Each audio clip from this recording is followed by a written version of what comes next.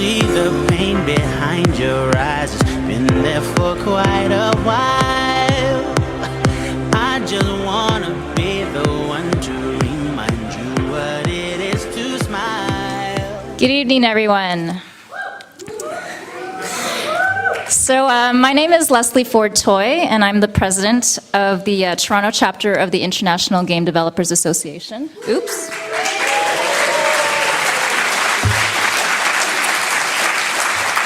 Thank you. I'm very excited to welcome you to tonight's main event. We have a special keynote to kick off our 2013-2014 season. But before I get into that, since many of you are new to the IGDA, and maybe it's your first time here, I just wanted to take this opportunity to give you a brief introduction. So let's go. The Toronto chapter is a community group dedicated to the professional development of game creators in and around the GTA. We host monthly meetings, usually in the form of presentations or panels, with the goal of helping individuals become better at their craft. We do this by sharing best practices, promoting professionalism, inclusivity, diversity, and dialogue between developers. In the past year, our topics have included project development postmortems, entertainment law, serious games, education, games media, and the business of making games. We would not be able to do this without the dedication of our volunteers. Ryan Henson-Creighton, Emily Clarafan, Danielle Engels, Alex Hayter, Justin Kwok, Randy Orenstein, and Jonathan Remedios.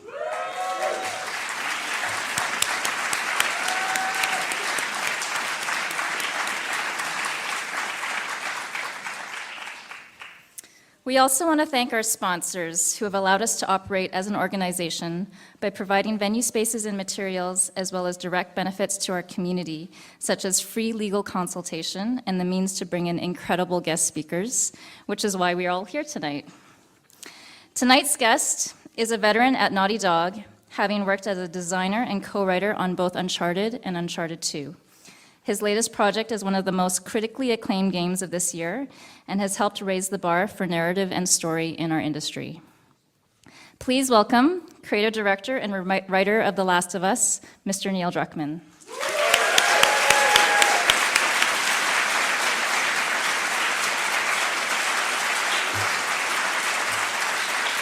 Hello.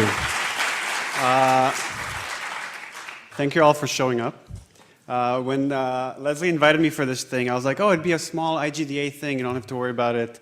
And then they did a couple of things that kind of stressed me out, which was one, they called it a keynote, and two, they charged money for it. So I was like, okay, I need to make this kind of significant with some takeaways. So I was like, okay, well, Last of Us is kind of known for its storytelling. I was like, I'll talk a lot about the craft of writing, the craft of working with actors, and how we kind of brought the story to life. But then when I put that talk together, it was pretty boring. And I figured if you really want to learn that stuff, read these two books. If you haven't, and you're interested in writing, you'll become a better writer just by reading these two books. I kind of reread them on a regular basis, probably once a year, and directing actors I reread before every scene I shoot with some actors. So what is this talk about, actually? When I started putting it together, I was really intrigued with this idea of writing honestly, and what does it mean? I've said this in interviews before, like talking about the ending, how the ending felt honest, but I was like, I'm not sure I really know what that means. So kind of this talk is going to go off on a bunch of different tangents, but bear with me, there's a point at the end. And the other caveat I want to give is, while this talk is kind of my personal journey as a writer, The Last of Us was made by a team of very talented people, and in no way I want to take away the credit of what they've done. The Last of Us is as good as it is because of its execution, more so than the writing. But having said that, let's get started. Oh, and spoilers. I hope you've played the game. It'll be easier to follow if you have. If not, I hope you don't mind it spoiled for you, because we're going to get into the ending and other stuff like that. So how did The Last of Us start?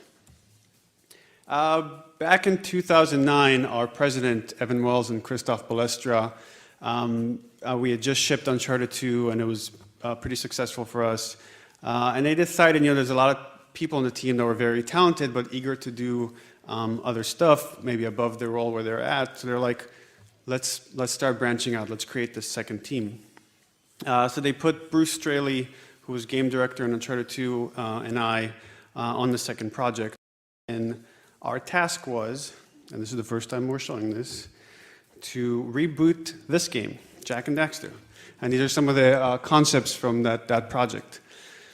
So we spent a long time kind of exploring the world of Jak and Daxter, and how would we reboot it? What would it mean to bring these characters back? What are some story ideas that we were getting excited by? Here's some more stuff. So number 2 is pretty cool, where you see them fishing. And as much as we like a lot of these concepts and kind of exploring this fantastical world, we found that the ideas we're passionate about were kind of getting away from what Jak and Daxter was, and we're questioning is like, are we doing this for marketing reason and naming something Jak and Daxter when it's not really Jak and Daxter, or are we really passionate about it? And the answer was like, we felt it was more for marketing, and we just, again, we felt like we weren't doing service to what the fans of this franchise really liked, even if the reinvented Daxter is pretty damn good looking. So we went to our boss and said, do we have to do this? And he said, no. I thought it would just be easier for you guys if you started with something, but if you want to do something else, come up with something else. So we're like, awesome. And we left the office, and Bruce and I looked at each other and we're like, okay, now what do we do? And to kind of answer this question, I have to go even further back in time to kind of explore where some of these ideas came from. So let's go back in time. 2004. I was a grad student at Carnegie Mellon University at a program called the Entertainment Technology Center. And it's this kind of program that combines design and programming and art and storytelling, and it's very project-driven. So I was living in Pittsburgh at the time, and so was this guy. And if you don't know who that is, that's George Romero, the director of Night of the Living Dead, the father of zombie films. So one of our professors was buddies with George Romero, and we based a whole project around George Romero. And it was called Project Untitled, or Night of the Living Dead. And the idea that was we would break up into smaller groups, and each one of us would come up with a concept for a Night of the Living Dead game. We'd pitch it to George, and then he would pick one. And based on the ones we picked, we would then make a prototype of that game. Water. So this was kind of the idea I was working on, which was basically ripping off the mechanics of Eco, ripping off the character of Hartigan from Sin City, and plopping them into the world of Night of the Living Dead. And all these things are kind of popular culture, media things that have been very inspirational to me, and I drew a lot of ideas from them, as you'll see. So the idea was for this kind of the story, and there was very little story to this thing.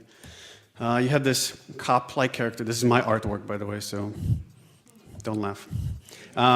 You had this cop character, and he was trying to protect this girl in this world of zombies. And he held her by the hand, very eco-like, and fought them off.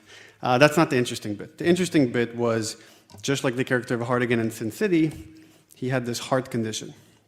And every time this thing would act up, you would switch control between the cop and the girl. And that was kind of the most interesting bit for me, is like the idea of using, controlling a different character to kind of elicit empathy and make you view the two characters in different lights. And then the story progressed where he was trying to get her to safety, and eventually he gets bitten and she has to shoot him.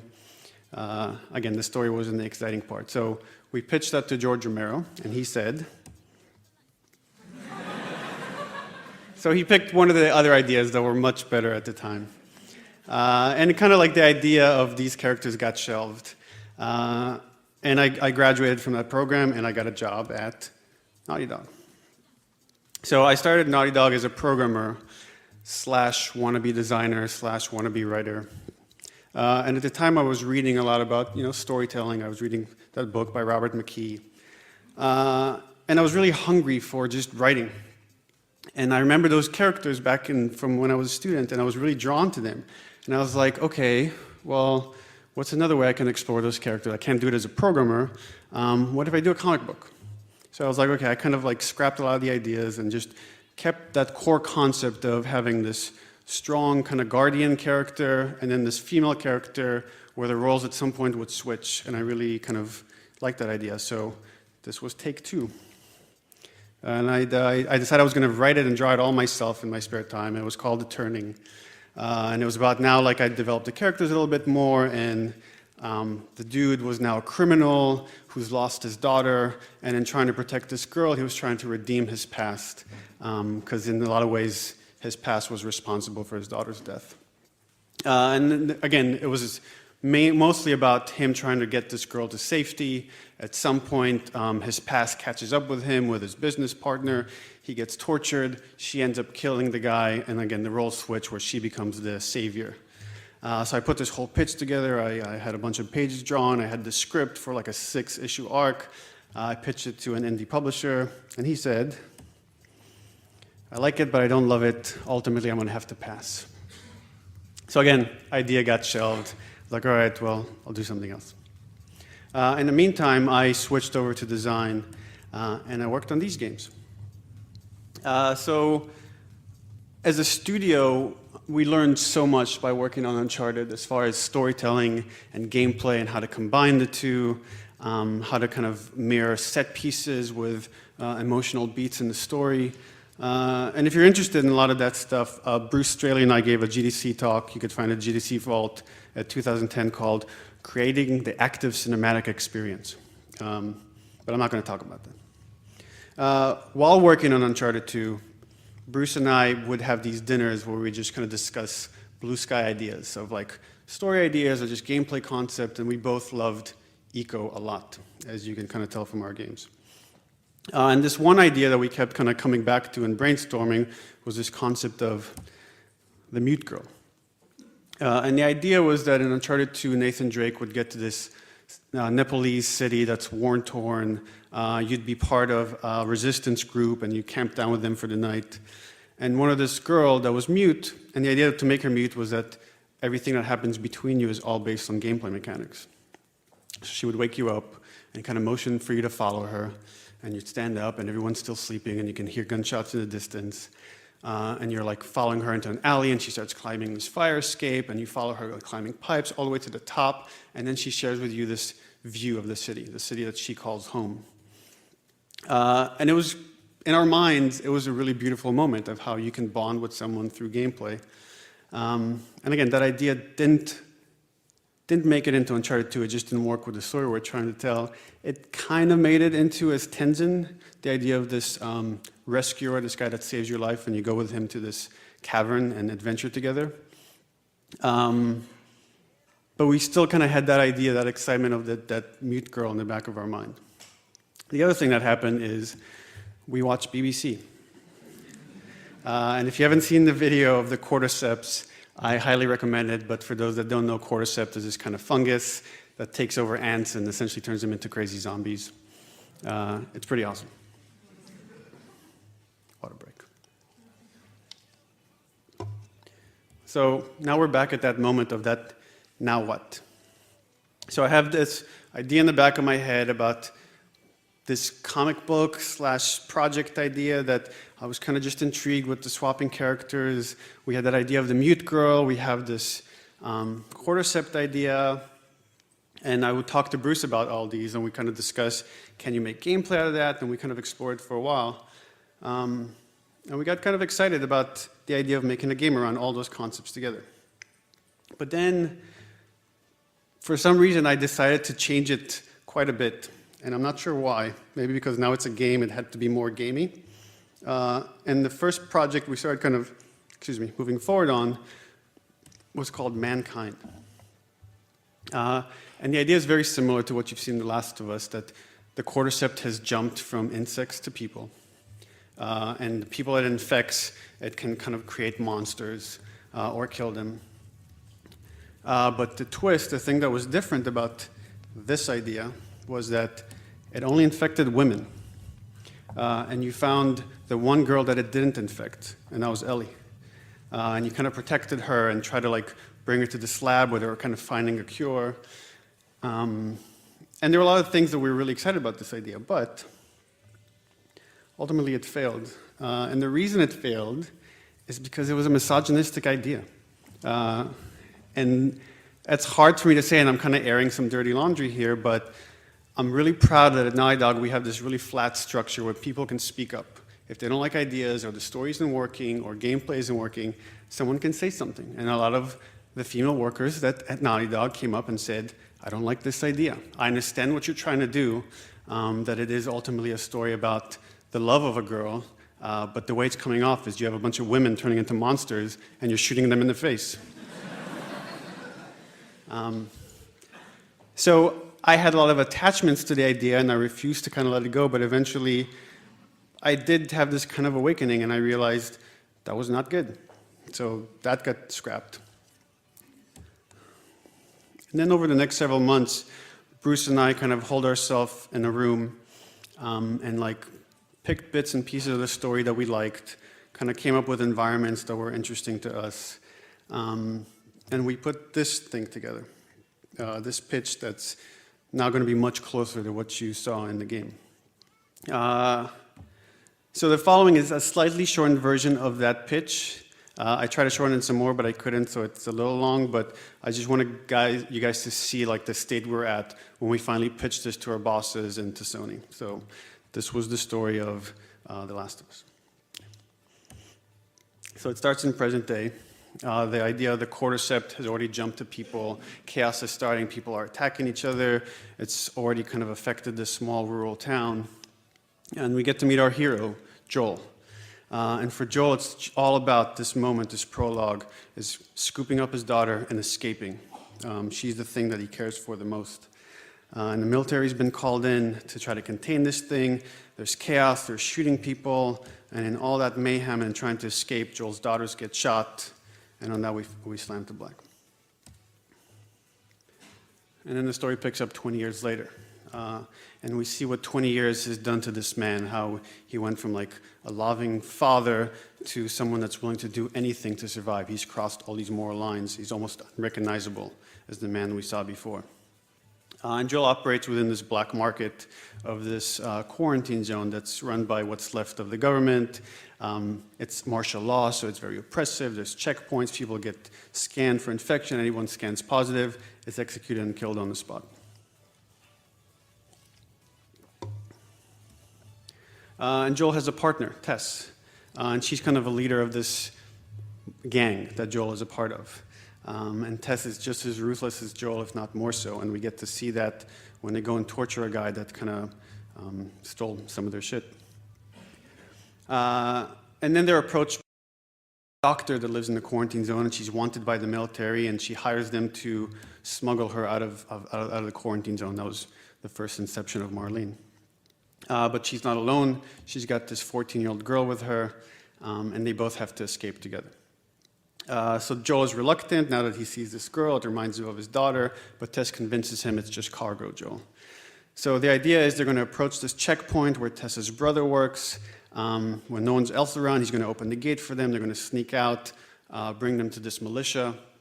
They're going to take over, then they'll return, Joel and Tess will return to the city and get paid. But as soon as they open the gate and they try to do that, there was this convoy that was coming back in. They spot them. Why the hell are there civilians trying to escape this quarantine zone? Scan everyone. And they go down the line scanning people, and Ellie gets tested positive for the infection. And now she's dragged to the side. She's about to be executed. Joel remembers his daughter. He stands up, wrestles a gun out of the soldier's hand. This firefight breaks out, and when all the dust settles, Tess's brother is killed in kind of the firefight. And now Tess holds Joel responsible for this thing, and they split ways, and Joel escapes the city with Ellie and Marlene.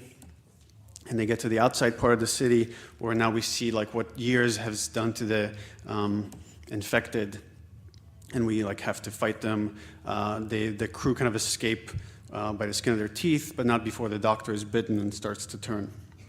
And before she turns, she tells Joel, the girl's not infected, in fact, she's immune, and there's this group on the other side of the country that's trying to find a cure. It's up to you to get her there. So at this point, they leave Marlene with a gun. She kills herself because she doesn't want to turn. And Joel is stuck with this girl, and together they go on this mission across the country, where we get to see beautiful vistas and run into wild animals. and run into different kind of wild animals.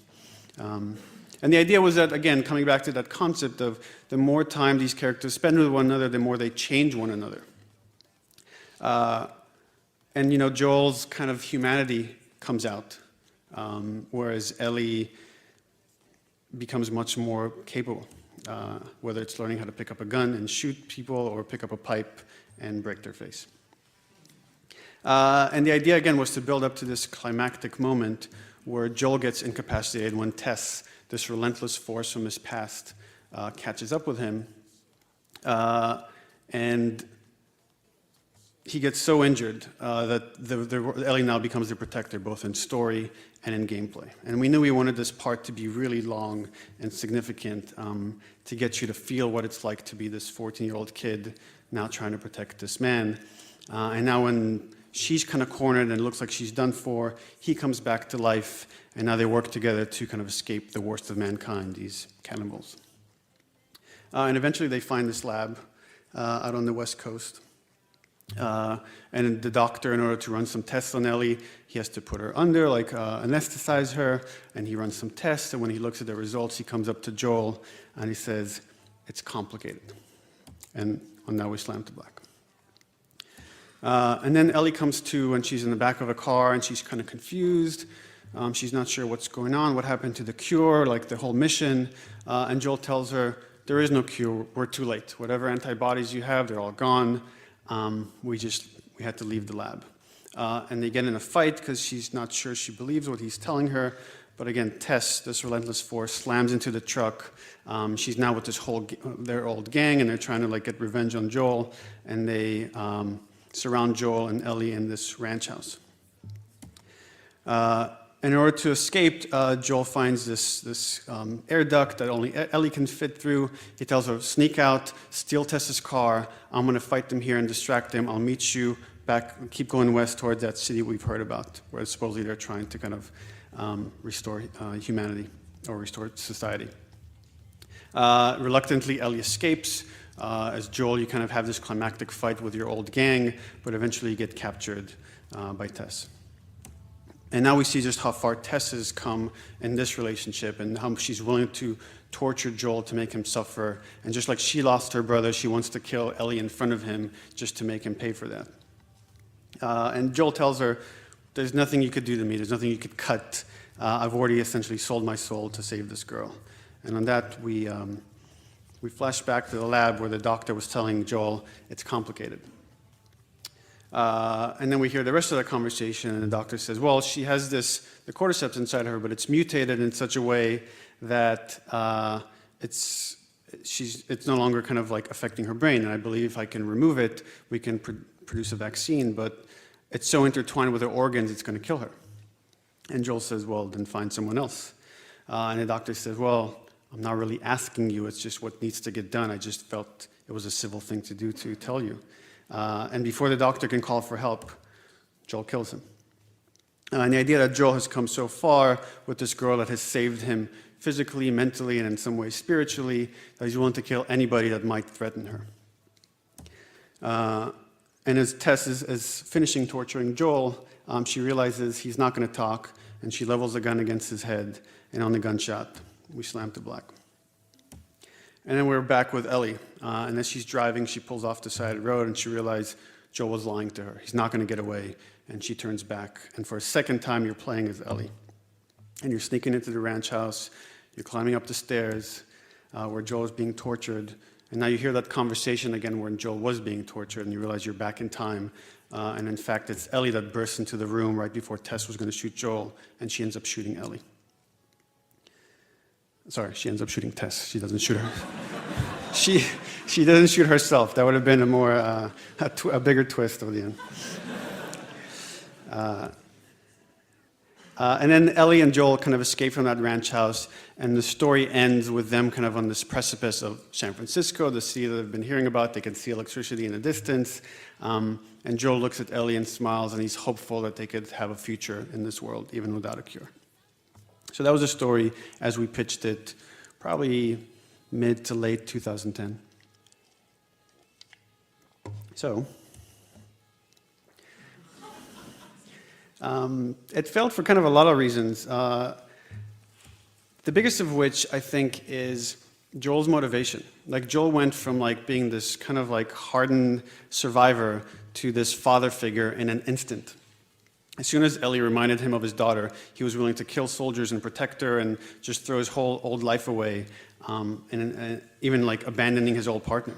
And every time we'd kind of pitch the story, we'd hear kind of like the comments like, man, Joel's turning pretty quickly. And again, some of this issue was my letting go of, like, I got attached to certain ideas and it was just hard to kind of release them. The other problem that we had was Tess. I guess in some ways this was a bigger problem where her motivation was even harder to buy into. Here was Joel's old partner, and to no fault of his own, her brother died, and now she's going to go crazy and take her whole gang and pursue him across the country for a year.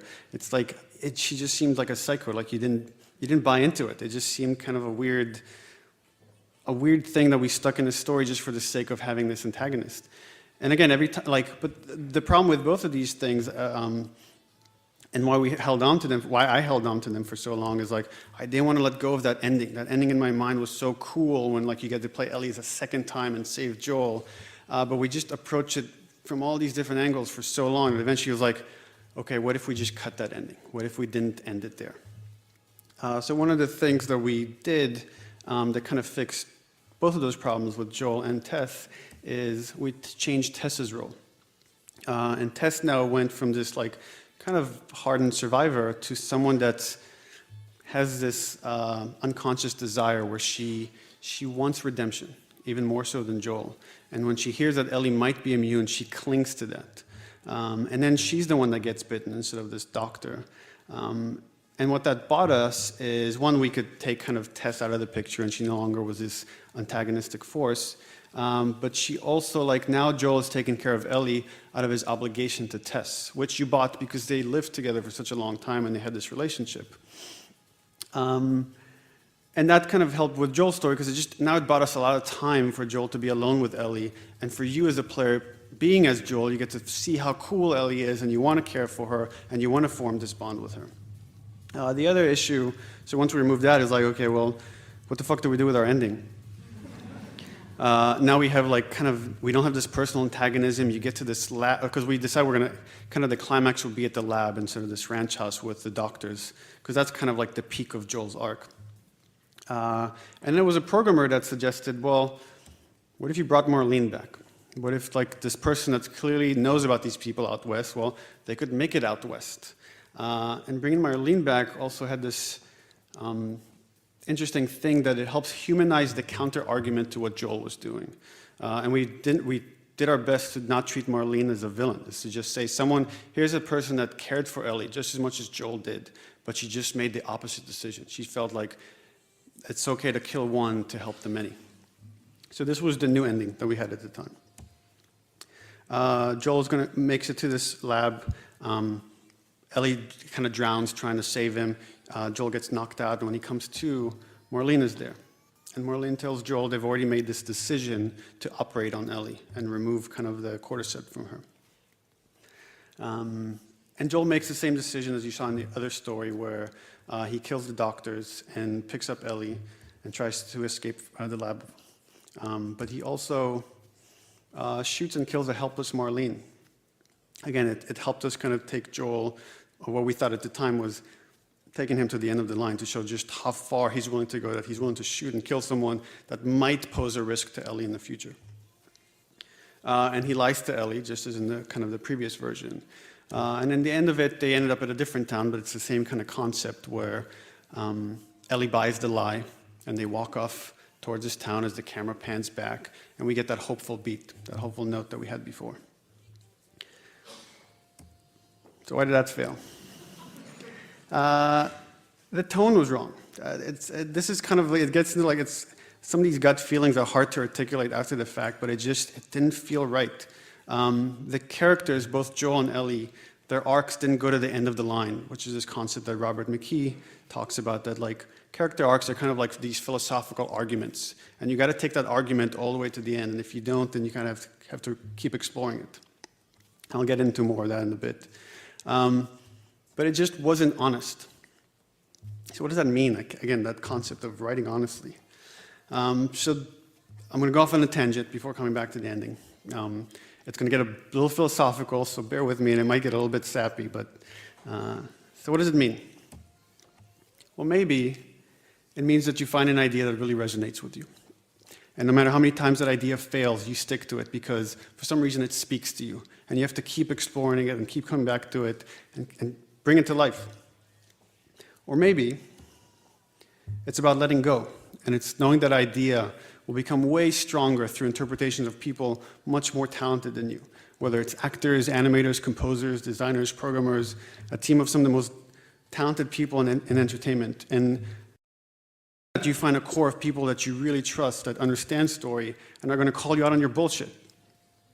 And those things are definitely true, but it still doesn't help us answer like what is honest and what isn't. So is there something deeper that we can find?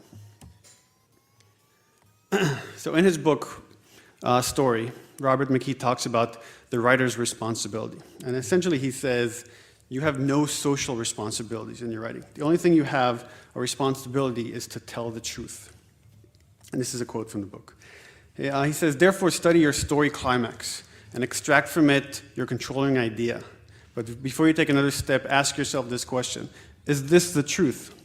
Do I believe in the meaning of my story? If the answer is no, toss it aside and start again.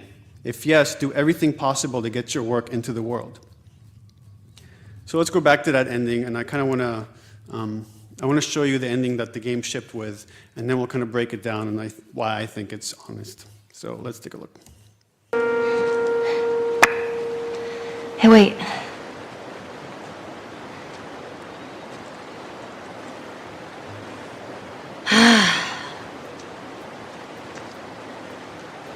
Back in Boston, back when I was bitten, I wasn't alone. My best friend was there, and she got bit too. We didn't know what to do. So, she says, let's just wait it out. You know, we can be all poetic and just lose our minds together. I'm still waiting for my turn. Ellie. Her name was Riley, and she was the first to die. And then it was Tess. And then Sam. None of that is on you. You don't understand. I struggled for a long time with surviving. And you, no matter what, you keep finding something to fight for. Now, I know that's not what you want to hear right now. Swear to me. Swear to me that everything that you said about the fireflies is true. I swear.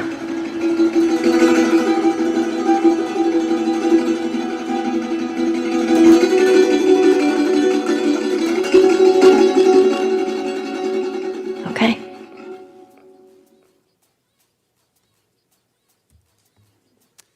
So one of the things that happened to me during production, I say happened to me, that's kind of a weird way of phrasing it.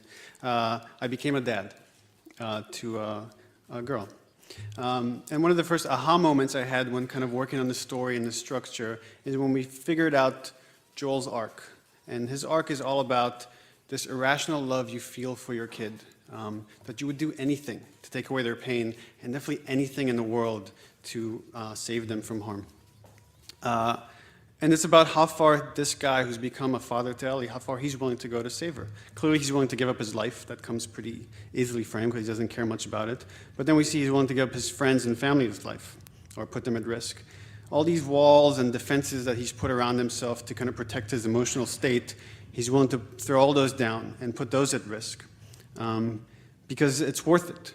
It's worth putting that at risk to have that love of your kid.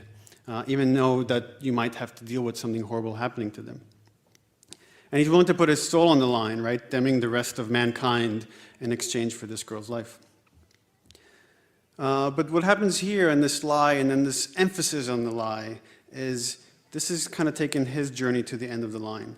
That he's willing to put his relationship with Ellie on the line, the thing that he cares for the most. He's willing to risk that in order to protect Ellie. And that final pause, and when Ellie says okay, means that she gets it. She knows he's lying, but she's willing to kind of put that behind her and accept it for a chance for them to find peace together. Well, at least that's how most people interpret the ending. So I want to talk about my interpretation of that ending. But again, I have to go off on a tangent. The thing with that ending is it kind of misses Ellie's arc. So this is me with my daughter at Comic-Con this year. And the thing with Comic-Con is it's kind of like this magical thing where you have comic books and toys and TV shows, and it kind of is a reminder of why I became a game designer, why I joined video games. And as my daughter gets older and kind of becomes her own little person, I get to see more and more of the world through her eyes. And I wonder what are going to be her inspirations? What are the things that she's going to be kind of really attracted to and attached to as she grows up?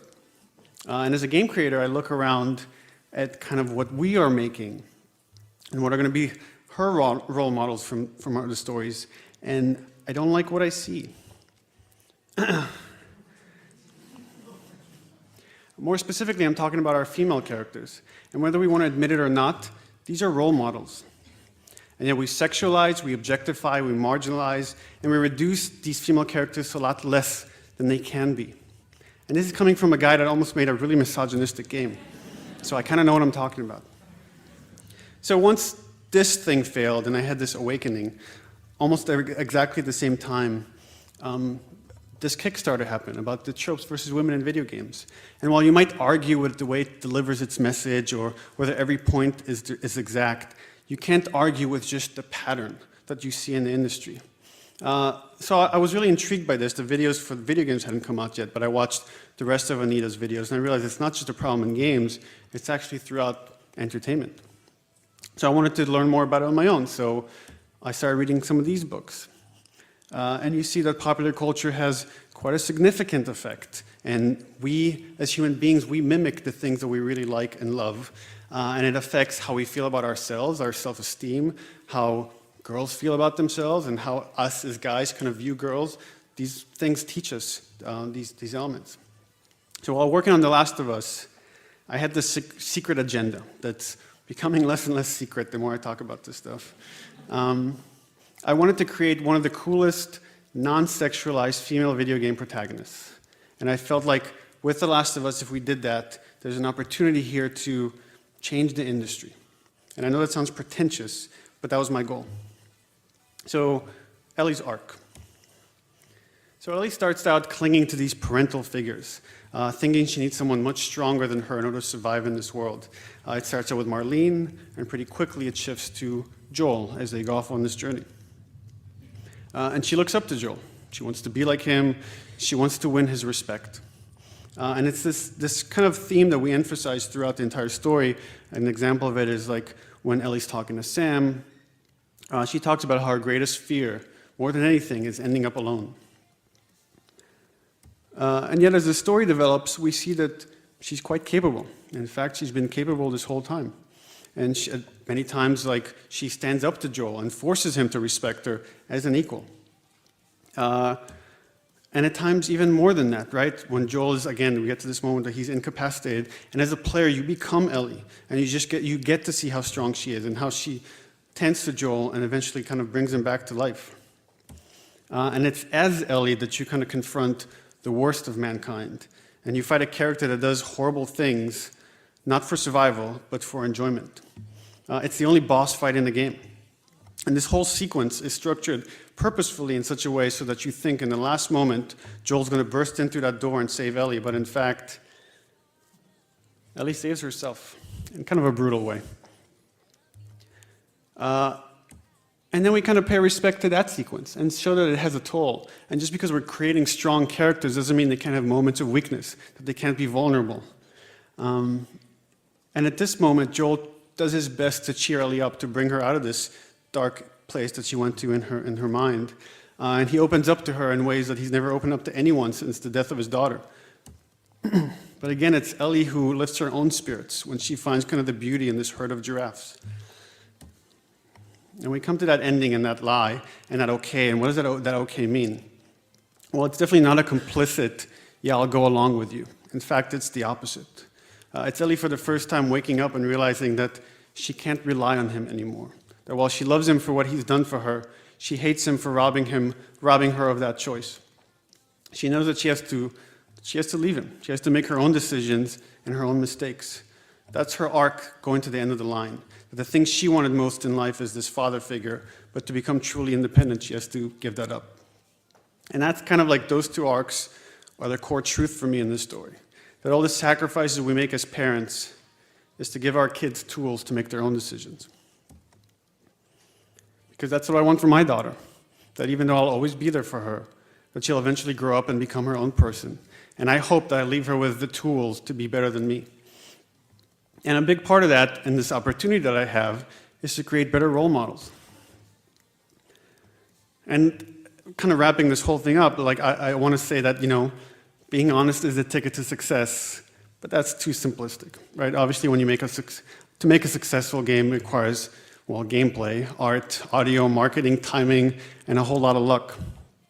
But if you happen to get all those things right, and they're coupled with a core truth, then I believe you can make a significant impact.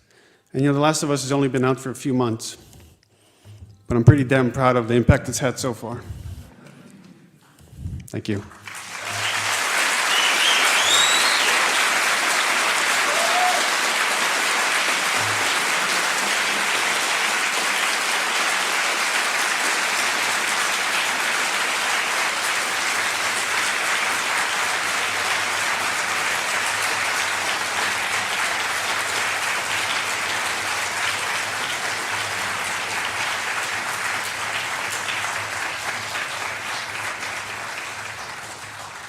Any questions?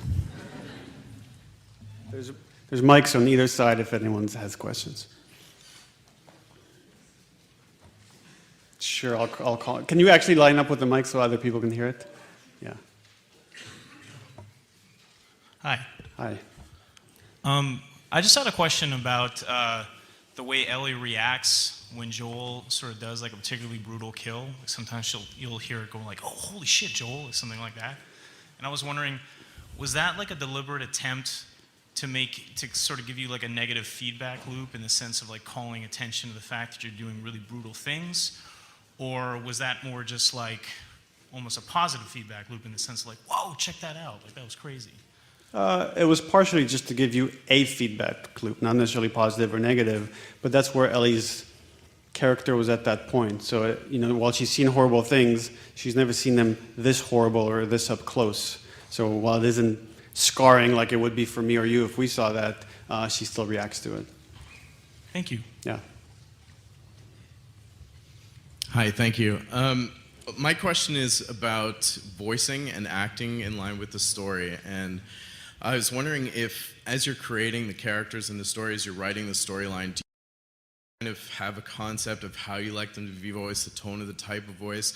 Much like if you're reading a book and you're visualizing a character, does that play into your process, and how? You can't help when you're writing stuff to kind of voice it in your head. But again, I'd recommend that book by Judith Weston, Directing Actors. She advocates that you kind of let that stuff go, that it's much more interesting and much more creative to see how actors interpret your material and what they make of it and kind of the voice they bring to it. Obviously, you have to like it, what you're hearing and what you're seeing, but I like when actors surprise me and they show me stuff I haven't imagined myself. Thank you. Yeah.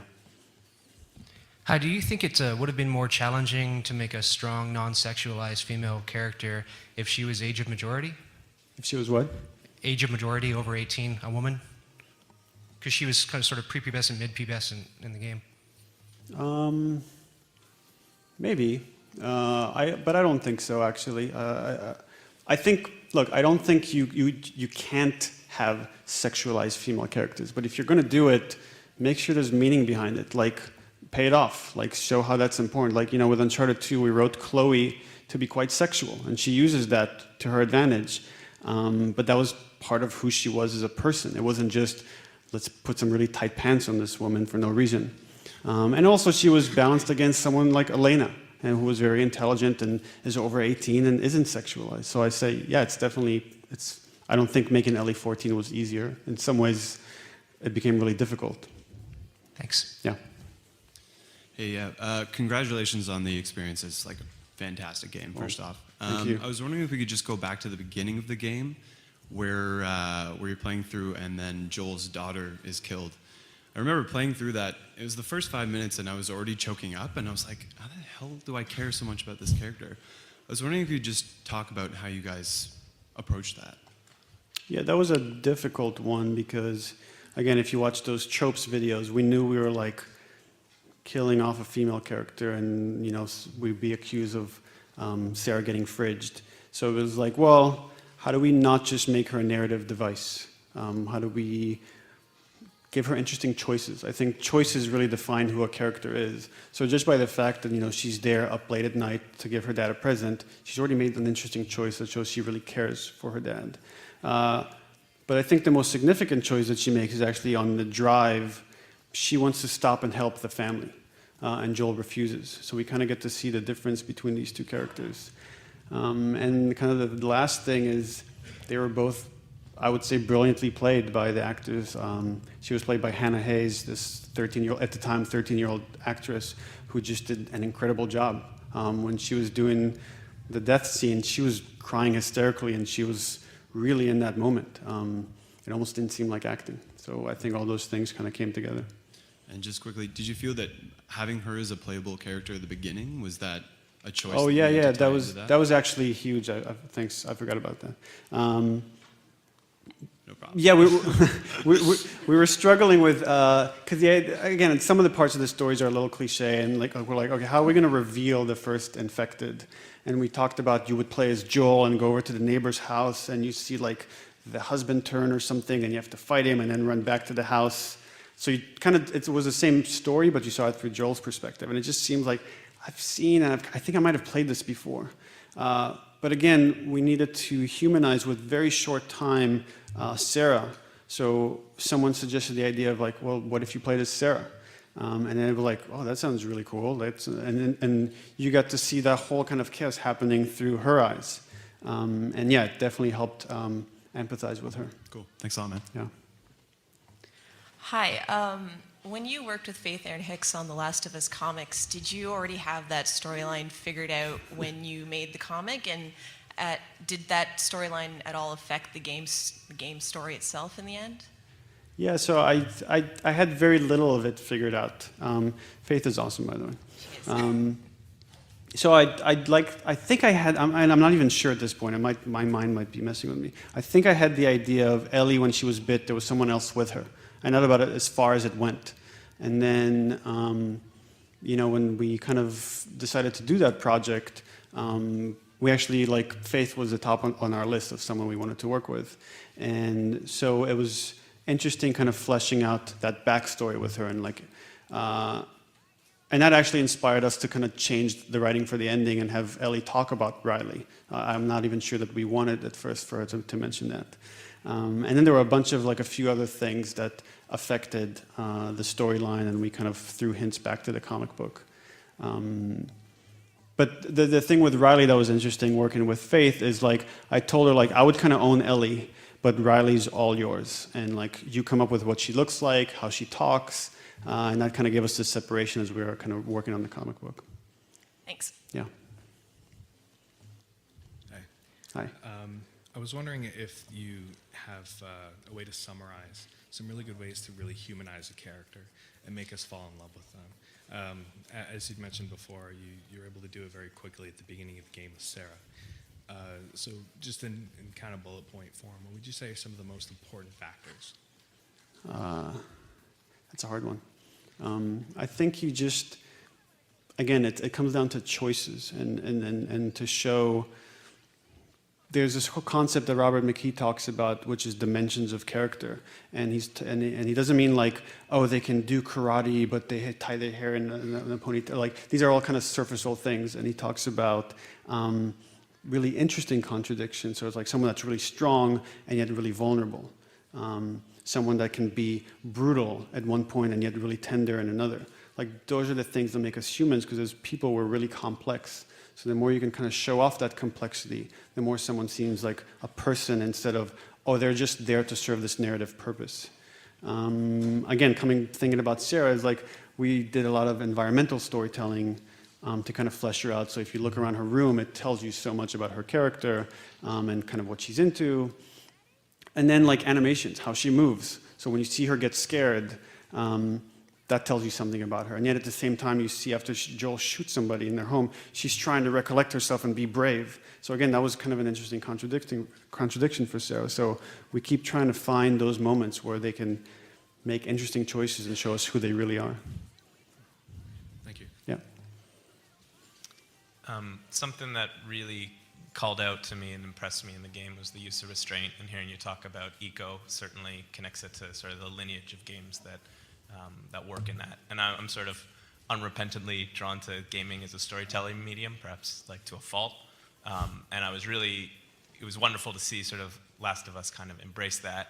And now that you've seen it sort of be embraced sort of critically and commercially, maybe further than you thought, do you think that there's room or something you desire to kind of go further with restraint, to sort of do more with less?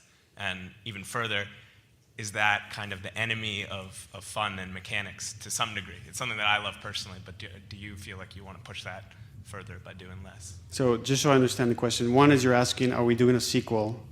And two, wait, what was the second part? Right, so, I mean, when I'm talking about starkness or restraint... the fun, whether like this is kind of fighting fun. So I'll answer the first one, and I'll try to be as honest as I can with it, which is we love these characters, and we love that world, and we are exploring ideas for how do we continue this story. And there's one story that's recently percolated that seems interesting, but at the same time, this was a really hard project to make, and it was kind of like hard to work on this bleak stuff. And there's this other idea that's a new IP that's kind of been interesting to Bruce and I that we've been brainstorming. And you know, right now we're busy with DLC. So DLC is it's more story, and it's gonna be fucking cool. So don't know. We really don't know and we're kind of like just stalling for time as we're working on this DLC. But once we wrap that up, we have to figure it out. And then the other question, I hear this thing is like, yeah, if you tell like certain stories, your game doesn't have to be fun. I actually disagree with that. I think your game has to be fun, whether you want to call it engaging, entertaining, whatever word you want to use. I think it has to work on that level. It has to work on a level of mechanics. Even when you have downbeat moments, we really try to put mechanics there, whether it's just vaulting over stuff or planks and ladders. We're just trying to engage you as a player and not just a story, because ultimately that's what our medium is good at. Thanks. Yeah. Hey, so up until I played and finished The Last of Us, I didn't think it was possible for a dev studio to put out a game with a story with an ending like the one that you did. What did it take? What did it take to push it through? Just digging into my heels. Like I've mentioned this before in interviews and stuff, the ending actually focus tested very badly. And partially I think it's because of the focus testers we used. You know, we get hardcore gamers that kind of have certain expectations of what a climax should be in a video game, and don't leave. And like the things that people would complain about is like, yeah, I have all these unresolved questions now, and that's kind of the point. So I saw it as a positive thing, not necessarily a negative thing. And you know, there were a few people on the team that didn't like it, but over time they kind of saw what the story was trying to do. I mean, there was never huge fights, and there was never any pressure to change it, or any real pressure to change it. And this might be slightly controversial, but no one at Sony went ahead and, you know, pushed back? Not at all. We're very lucky at Naughty Dog that we've made very successful games, and Sony's very hands-off with us. And sometimes they'll give feedback, but it's never, I've never been in a position in my 9.5 years at Naughty Dog where some executive was pushing a creative note. So yeah, no. That's incredible. Thanks a lot. Thank you. Hi. This is kind of less a question, more a statement, but I just wanted to speak on, how you were talking about how you became a father recently and how you wanted to create a positive role model for your daughter. And, it honestly just really affected me in a really profound way. I recently became an uncle to a 17-month-old niece, and I just thought that was great, and I can't wait 16 years to have her play the game. Thanks a lot for that. Yeah, cool. I appreciate it. I mean, that's kind of the hope in airing some of this dirty laundry, and is like that, you guys are game developers. Hopefully this inspires you, like, be honest with your stuff. I think it can pay off. Yeah. This is also more of a comment as opposed to a question.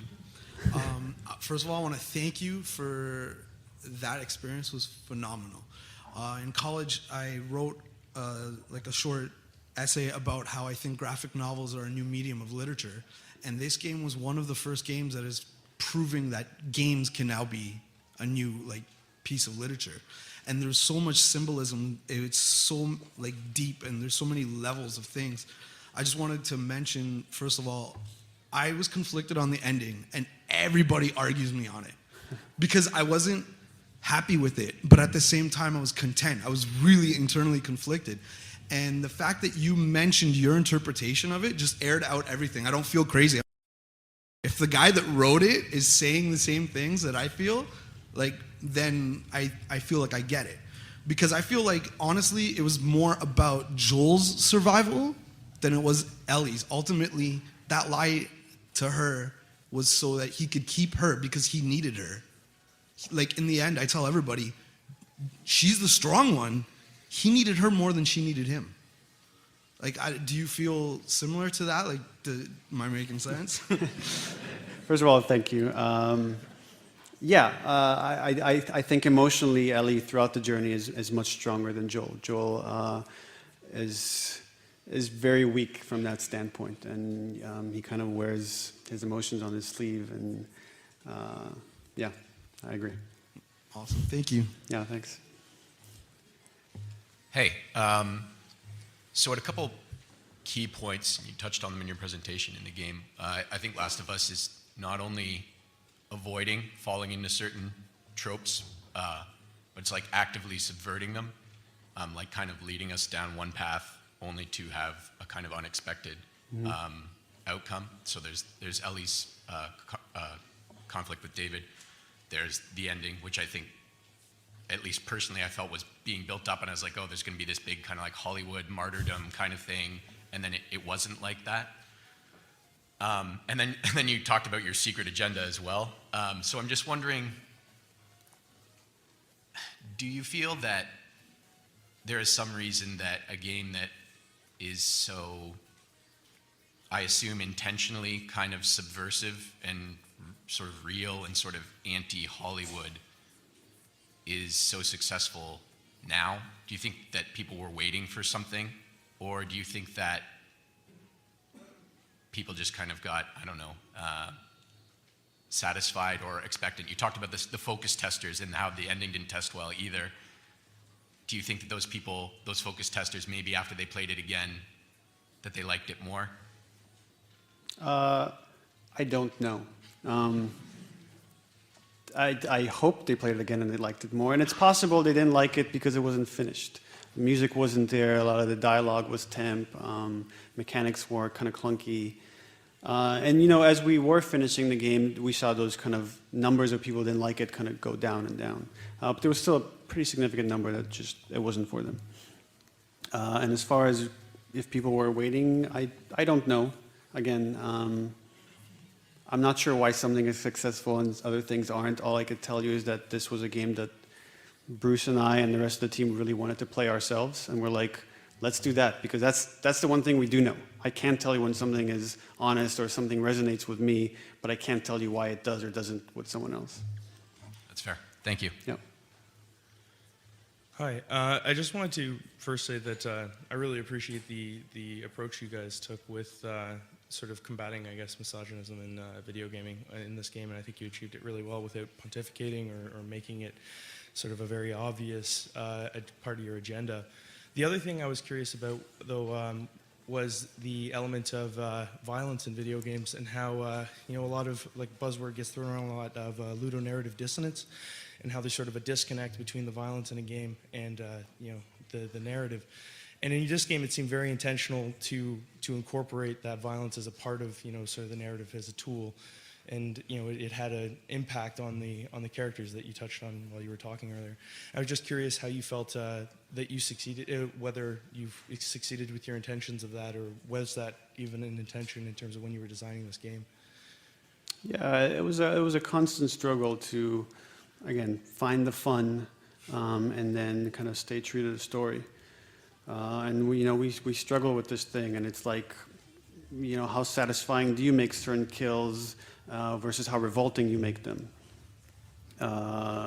So yeah, again, I'm not sure if it worked for you. That's awesome.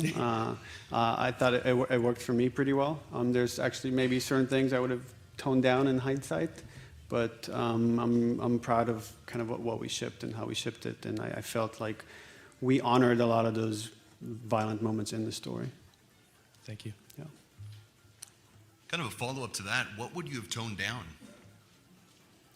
If you don't mind. No, maybe some of the finishers, and like one of the things we struggle with, and I don't have the answer, is the Ellie deaths when you play as a 14-year-old girl, and you're fighting David, and he skewers her with a machete. And we did a lot of iterations of those, and they used to be much more brutal, and we toned it down. And I still heard some complaints about it.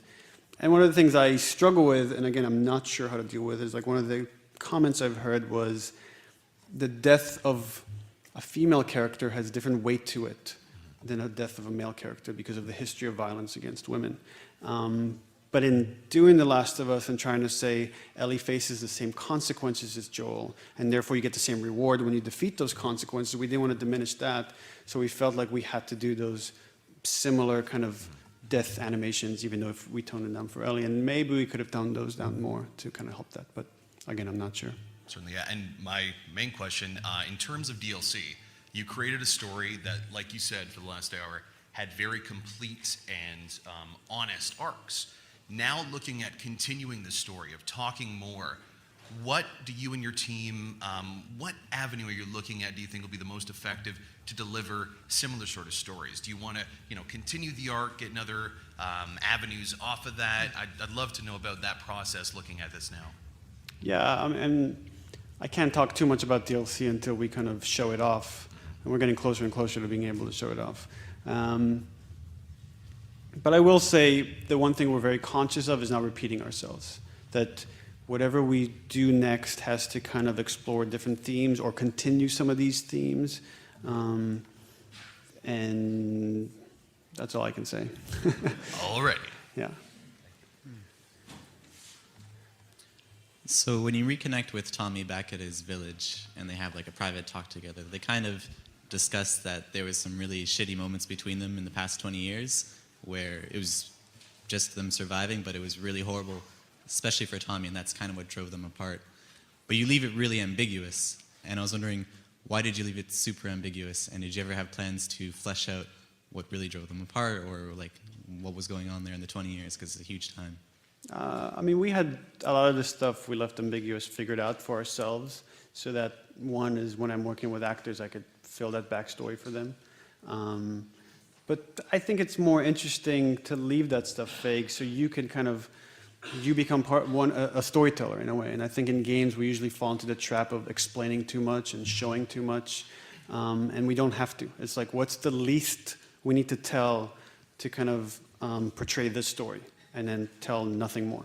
And for Joel and Tommy, it was just important to know that they had this falling out over something about Joel's violent past. And that was the only important thing. The details of that are not important, so therefore we don't need to get into it. And so does that mean that every player kind of fills in the narrative for themselves? Yeah, that's exactly what that means. I was even reluctant about whether to talk about my interpretation of that ending because people have such different interpretation. And I say it's my interpretation because it's not necessarily the ending. If you have a different interpretation, that works with the facts that are in the story, then that's valid. This is just the way, this was the original intention, but doesn't mean, intention is nothing. It's whatever you kind of make of the story that matters. Thanks. Yeah. Leslie, I'm kind of looking for you to tell me when time's up. So otherwise, I'll just keep answering questions. Okay. Hey, Neil. Hey. Quick question. The length of the game, was that, as it is, it's about, I don't know, like 20-some hours, I guess, maybe.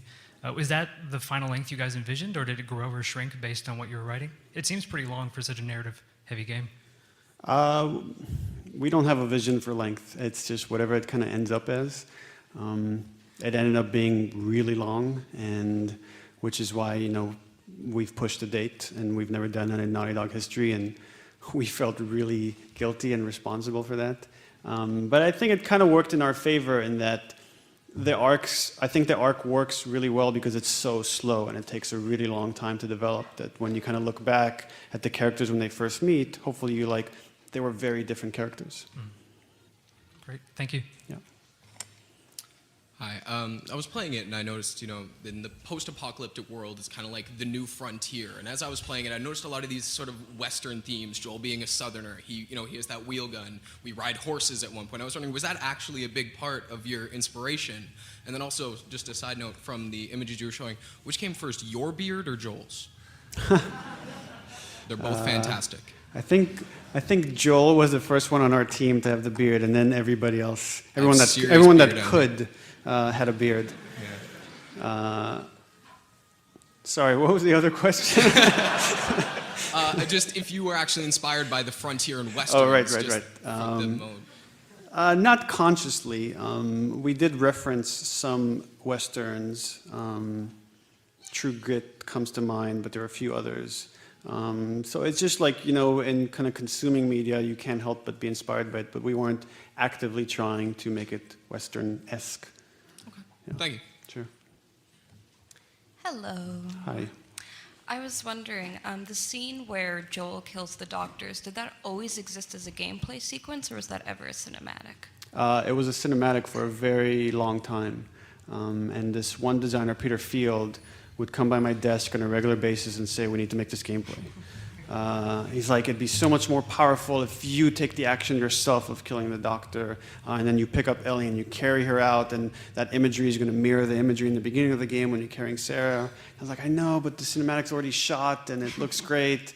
But he did this so often that I eventually just, again, I have these attachments to ideas and sometimes it's hard to let go. But when you do let go, you come up with these more interesting solutions. And I think if you're on the journey that Joel is on, and you kind of get where he's at, and you're playing along with that character, it's much more effective the way the game shipped. If you're kind of fighting it, and you're trying to not kill the doctor, and you're trying to find ways to break it, the cinematic would have been much more effective for you. So it was kind of like, I liked it better, the way it shipped, but it was a hard thing to let go. In the playtest, did you find that people hesitated more, that they just went in guns blazing, or they killed all the doctors, or one of the doctors, or? That came on so late. I think it was about 50-50. That some people kind of, everyone did it, obviously. No one just threw the controller down and said, I'm done.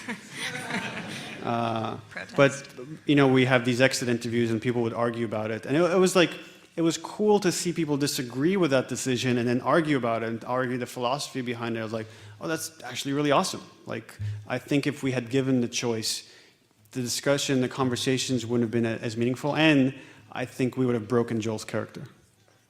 Thank you. Yeah. Hey, I got 3 questions, so I'll try and make them quick. When you were making the last scene right before the final cutscene, you get control of Ellie, and if I'm not mistaken, I could be wrong, that's the first time you control Ellie while Joel's kind of still around and walking. If you could just talk a little bit about that design decision, because it kind of stood out to me, and I'm just like, what are they doing here? It was clearly a obvious choice to make the player Ellie, so. Yeah. I'm going to steal an answer from Coen Brothers when someone asked them why they had this really weird prologue to A Serious Man. And all I could say, I'll try to break it down afterwards, but all I could say is it worked better with it than without it. And then in hindsight and trying to figure it out is like, maybe it's interesting to kind of, after Joel does these horrible things, to objectify him, to now play as Ellie and look at Joel from the outside. Maybe it's interesting to be this person that was kind of betrayed. And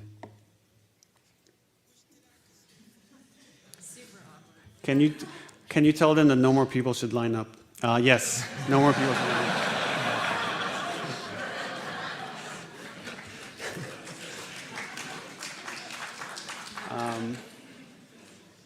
Yeah, I think it just put you in this really interesting headspace where now you're viewing the characters differently, and made you think more about the decision that they're making and they're about to make in that final cinematic. Okay, cool. The One other down, one, 2 to go. yeah. So the other one is there anything that you did in Uncharted that you didn't feel was really successful, but you feel like you nailed in this game, or like improved upon? You'll never get me to admit that we nailed anything. I think, the last Uncharted game I worked on was Uncharted 2, and Bruce and I would kind of like talk about this a lot, is we kind of like set the standard for set pieces and how you do set pieces in a kind of character action game, but we didn't do a great job of mirroring those set pieces with the story. And one thing we're very conscious of in The Last of Us is like when we break down these levels into kind of mini arcs. So each level, like we know, like for example, Pittsburgh, it starts out with Joel being overprotective of Ellie, and by the end of it, he trusts her. So how do we revolve story and gameplay around that concept? Or with Billstown, that was the area where Ellie was going to prove herself. So Joel goes from kind of like pushing her to the side to like slowly trusting her with things. And that's when we had like, and that's why we designed that sequence where the trap flings Joel upwards, upside down, and then Ellie has to save him. Because again, it fit with that theme of like Ellie's having to prove herself. So that's one thing I would say we did better. I'm not sure we nailed it, but it was better. So last question, I promise.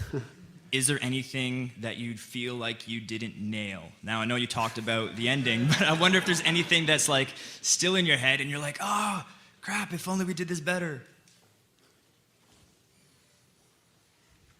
I was pretty sad when we cut the dog. There was going to be a dog in the game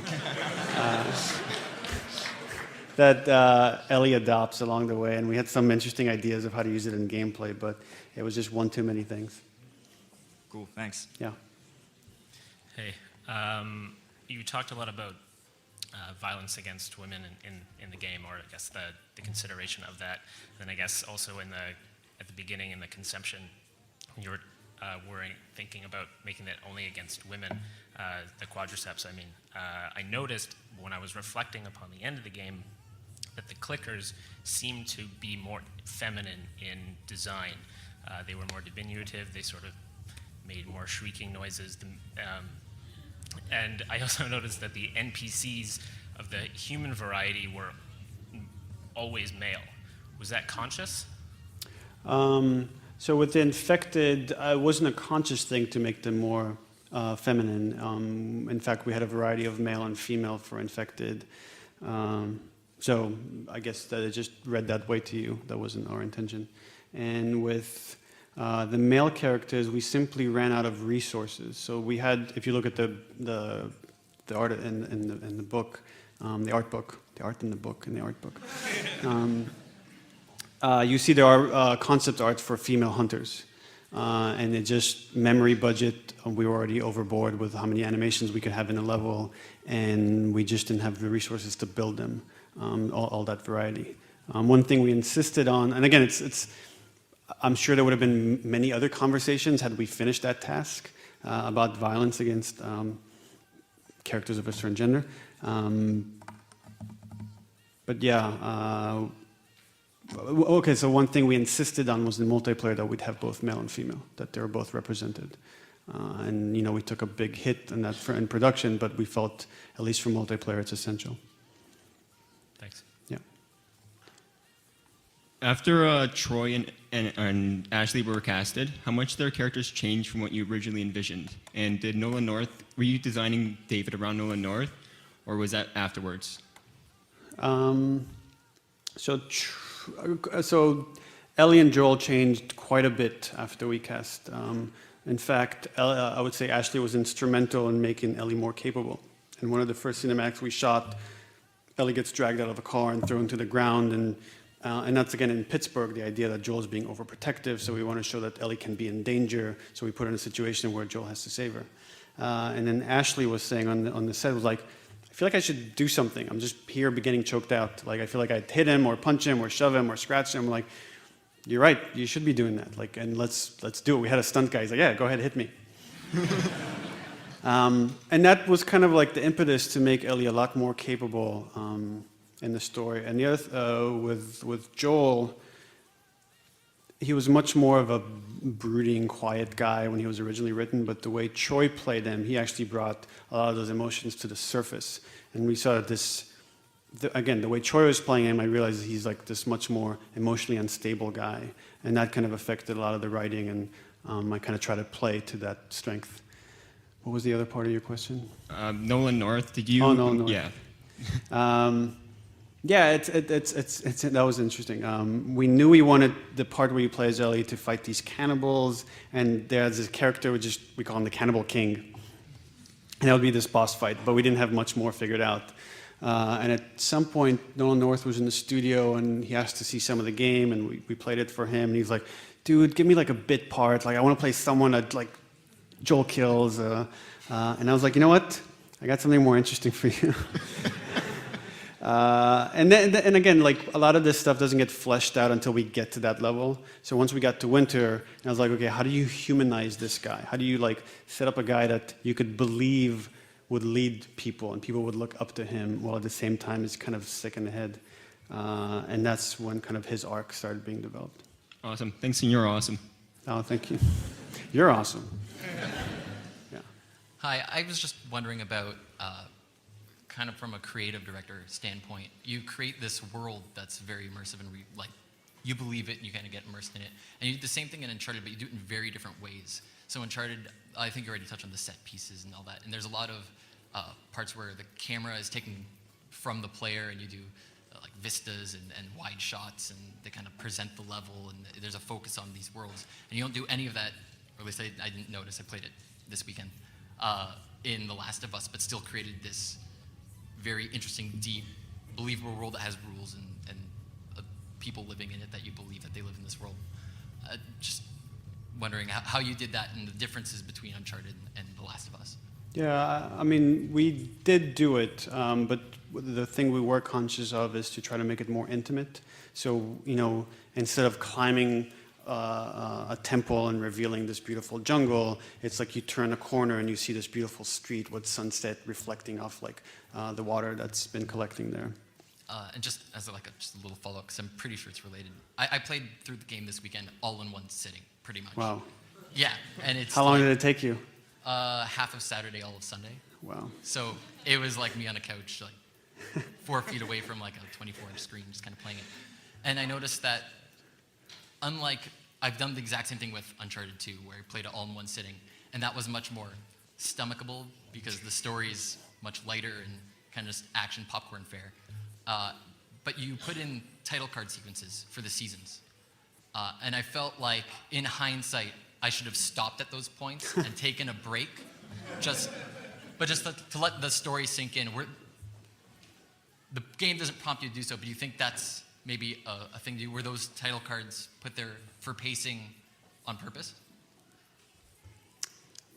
Yeah, again, I have to go back to that answer. Like, it felt better with the title cards than without it when we tried both.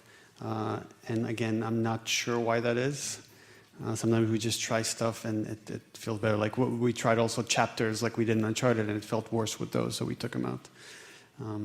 So yeah, that just happened to be that. I'm told we have to take one more questions, but I'm sticking around and I'm going to go drink with you guys, so if you have any more questions, just buy me lots of alcohol. Thanks. So, yeah. I'm just curious. You already showed us examples of questionable female representations within games. Is there any game out there, or even game developer, that you think is doing it better, or at least not fumbling the ball as much? Gone Home is pretty awesome. I don't know if you've played that. Yeah, that deserves some applause. Ubisoft is putting out Child of Light, which looks incredible. I can't wait to play that game. So there are examples here and there, but they're kind of rare. And there's no reason, there really isn't a good reason for it, and I think we could do better. Thank you. And with that, thank you.